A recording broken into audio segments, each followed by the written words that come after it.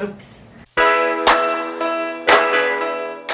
Hello mga mamsters! So, welcome back to Nina Wonders. It's been a pretty wild month for me. I haven't really filmed a video since my last unboxing, which was for the USD National Workshop. And since then, my life has been kind of this crazy process of moving apartments and having to basically upend my entire life, stuff all of my shiz in boxes, and then find a way to move myself, well, not that far, across a highway and a bridge and a river. I've been living in my past apartment for the past 6 years, and that apartment was like pretty, I was pretty rooted there. My first ever video was a video that was shot on my Samsung S3 cell phone, balanced on the windowsill of my bedroom in that apartment.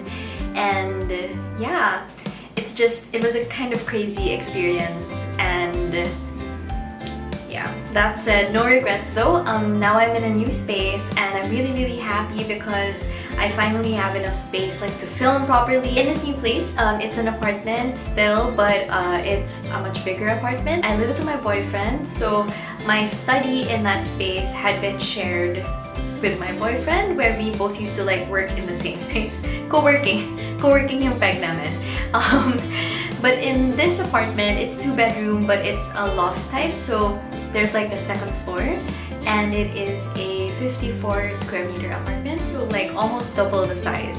I'm super bad at math, but it might be exactly double the size of the previous apartment. And so my boyfriend kind of has his downstairs area.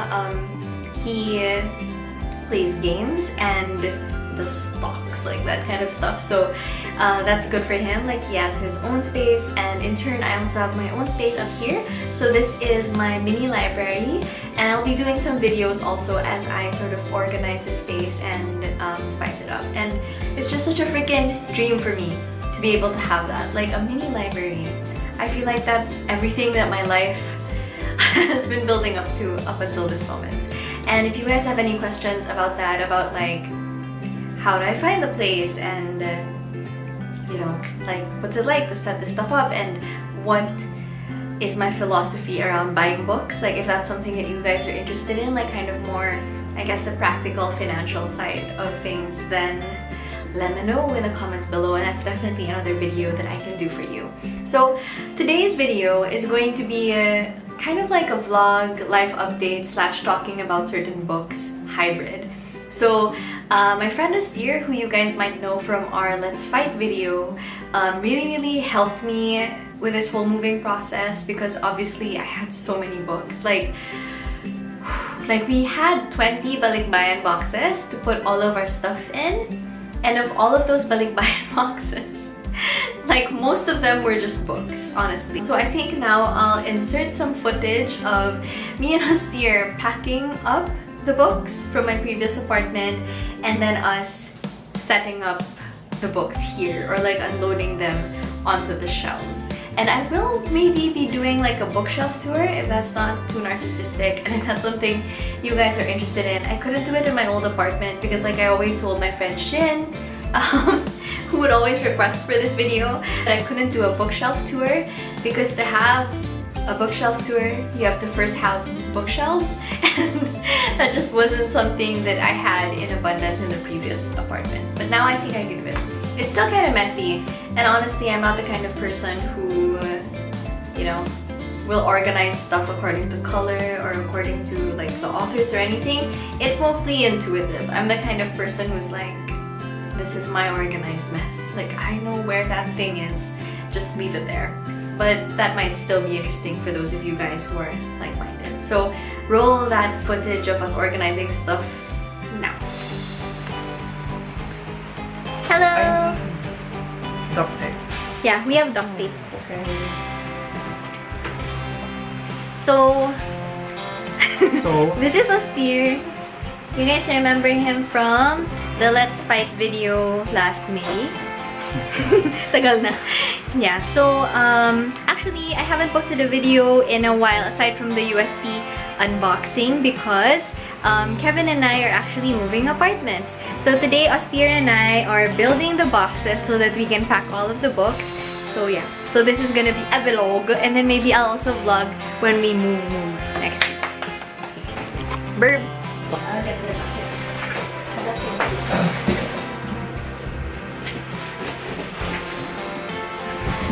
At least easy to assemble, but it's not terrible. Super daming duct tape. Same scissors.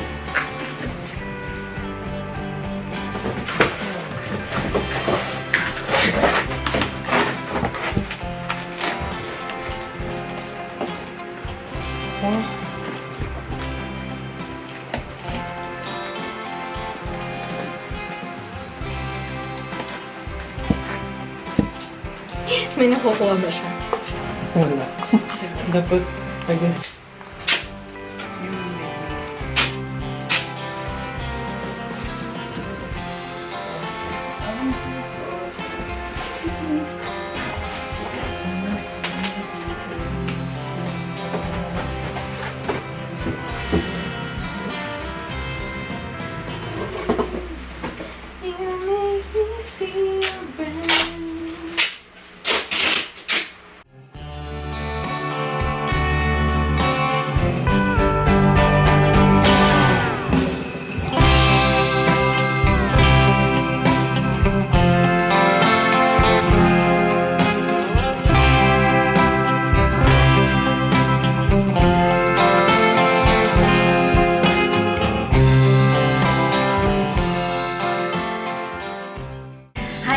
So the last time that I vlogged, I was with Austere and we were fixing the books in the old apartment, and now Kevin and I have moved into the new apartment, and right now I am in, oh my god, I'm so happy with the size of this place, TBH.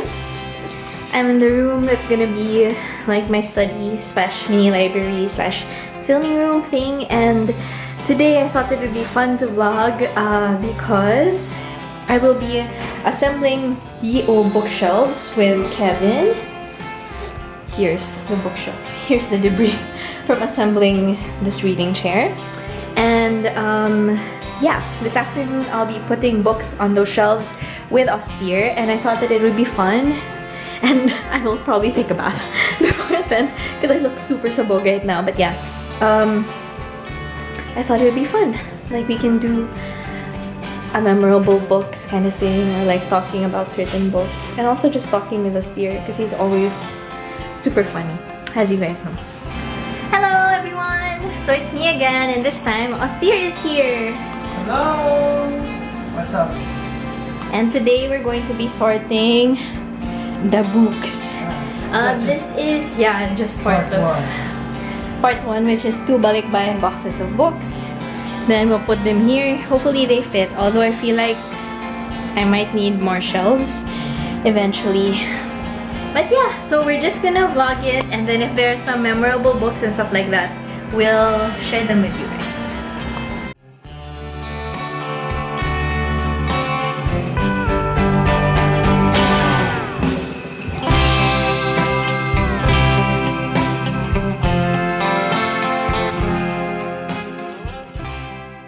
So I found a lot of books, obviously, as I was like packing and unpacking and sorting everything, and there are just some books that just have such sentimental value to me, and I thought that I would take you through some of them today because it's fun. So let's begin with Shortcomings by Adrienne Tumine. This is a graphic novel, and Adrienne Tumine is known for being the kind of graphic novelist whose work is just lonely. I think in a nutshell, that's kind of like what I would use to describe him. Like, if you look at the panels, they're in black and white, and the drawings, like the art style, is just very, very simple. Like, I don't think that I would go as far as to call it stark, because there are a lot of details, and each panel is kind of populated, like relatively populated, but I do feel like there is a certain quality of starkness to all of the panels. And this graphic novel in particular talks about relationships and talks about that quiet sense of dread and loneliness that kind of pervades modern relationships.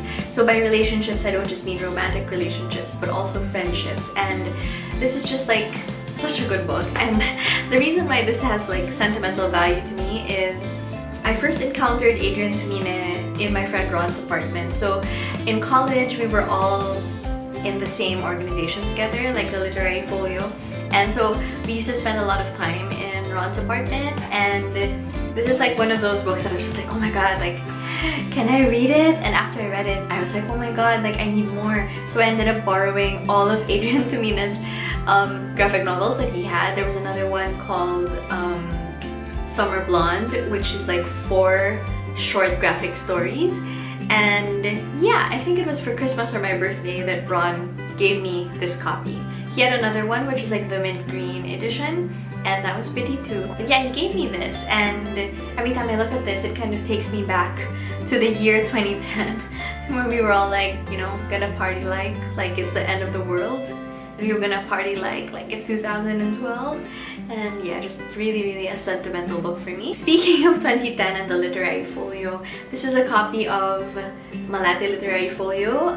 This is volume I think, volume 25, issue 3, or issue 25, volume 3.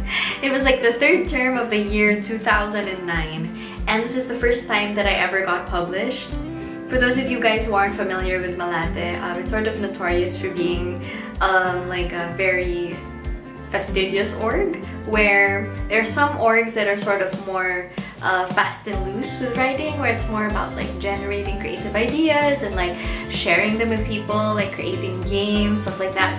But in Malate, people there kind of take things seriously in the sense that it's like we're gonna get like renowned authors to workshop this and that, and I'm really grateful for that opportunity. I feel like I wouldn't have been as prepared for masters if I hadn't gone through like that whole critiquing process. But at the time I was just like, fuck, I'm never gonna get published and my stories just suck. And this particular story means a lot to me, like the one that was published here. It's called Apartment for Rent. And I think at the time when I was still in denial about actually wanting to write poetry, I feel like I was in a very tough spot because the kind of short stories that I really wanted to write weren't the kinds of short stories that my batch were interested in. In my batch, a lot of people were interested in like stories that had to do with like androids and the zombie apocalypse and post-apocalyptic stuff, and I was more interested in stories that were a little bit quieter, and I guess diving off of my interest in shortcomings as well. It's like I was interested in exploring that mundane quality to relationships. And yeah, so this story is about a dentist and this relationship that he has with this girl who starts out as his patient and eventually becomes his love interest. And I remember rewriting this story like around 3 times, like full rewrites, because me and my editor, who became one of my like super good friends and who I talk about a lot, her name is Akire or Erica Carrion. We also have a Let's Fight video together. She was just like, it just isn't working. Like we tried it with like first person omniscient point of view, first person limited point of view. We tried it like third person omniscient, third person. It was just so crazy. And at some point I remember even writing it in second person. Like what would it be like if we were trying to drag the reader into this and making the you sort of the dentist stand-in, like putting you in the position of this really lonely person. But it didn't work, and at the time laptops weren't really a thing yet. Like people were starting to bring laptops to school. They were like, if you had a laptop, parang mayaman ka. And at the time I didn't have a laptop, so I would go to the DLSU Cybernook to do my revisions. And for this particular revision, Akira was like, you know what, there's no time for that, so why don't you come to the Malate office, bring your freaking yellow pad, and then you can use my laptop to type stuff. And I went home at like 9:30 when the office was closing. And yeah, but I did get published, and I'm very proud of the story. The point of view we ended up going for was third person observer or third person objective, where you only describe things as they happen. So it's also known as like third person dramatic, and it's the same thing that they use to write plays, where you describe movements, you describe everything that's external, but you don't go into the intentions of the person. You don't go into what's happening in the psyche. So you kind of infer from what's happening what it is that they're thinking. So all of the loneliness is just kind of implied, but that also kind of floats it and brings it up to the surface. And this was also the story through which I discovered Donald Barthelme, or Barthélemy, who ended up becoming one of my favorite authors ever because he has such a unique voice, and I really like that style. So next, let's turn the clock back even further and go to some books that I stole from my grade school library. So this is Walk Two Moons by Sharon Creech, and this is one of those novels that I would borrow over and over and over again because I was scared that if someone had the chance to borrow this from the library, they wouldn't give it back. So I never gave him the chance, and I also never gave it back. I was a little thief. Like, I even ripped out like the plastic cover so that no one could catch me with like the barcode, but of course things weren't as sophisticated back then. I don't think the barcode really meant anything. This is a novel that follows a girl named Salamanca, and it's so funny because like I haven't read this book in years, but I still remember exactly what the plot is about. So it's about a girl named Salamanca who lives in like a sprawling farm in Kentucky with her dad and her mom, and one day her mom leaves them and she kind of has an existential crisis. She goes to this mountainous place, like to kind of eat, pray, love, or at least that's what's implied. Like she's trying to find herself, and for a long time like Sal isn't sure what's happening, but then one day she comes home and her father is like chiseling away at a fireplace and he's crying, and they find out that the mom had been in an accident and she died. So this book kind of flashes forward and backwards in time. In the present time, Sal is traveling with her grandparents to go and visit her mom's grave, and then it flashes back to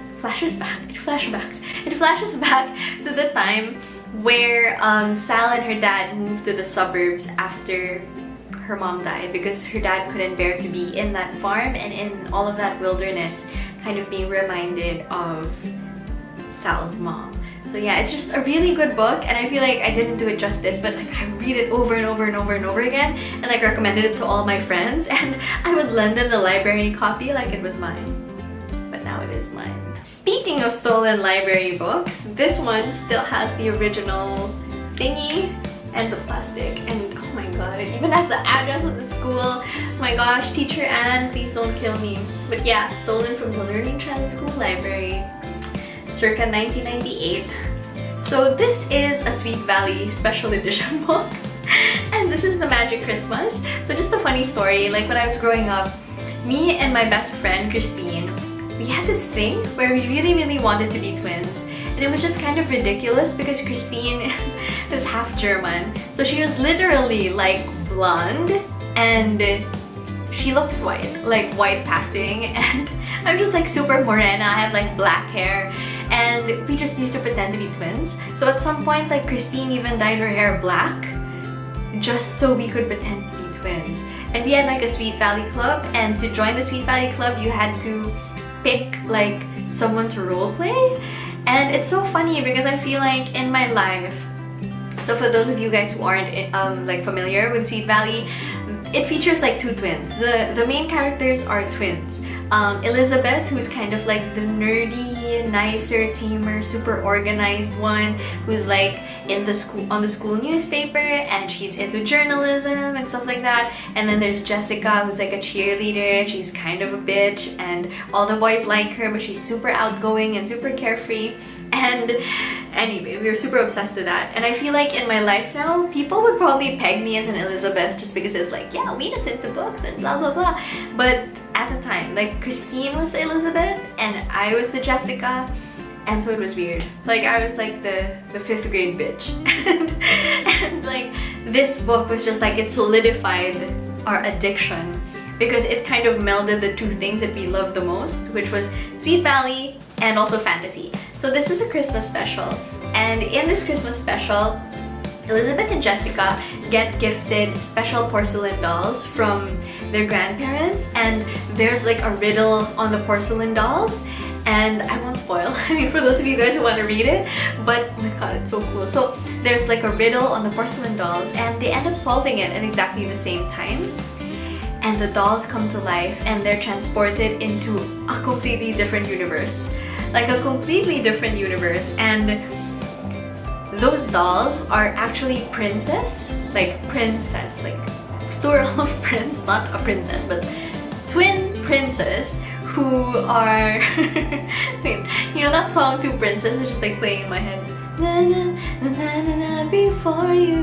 Na, na, na, na. So they're two princes that are like rulers of that land, and they were banished by this evil sorcerer who trapped them in the bodies of those dolls. And so Elizabeth gets stuck with the one that's like Jessica, and Jessica gets stuck with the one that's like Elizabeth. I know one of them is named Adair, and I think the other one is named Doran. It's so weird that I still remember this. Am I right? Oh, I can't believe this. Yeah!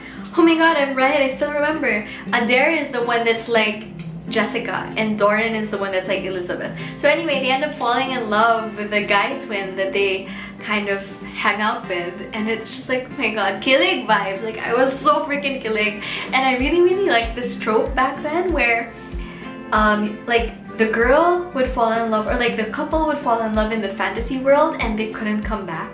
I don't know, there was like something romantic about that, where like your todga is like some mystical prince.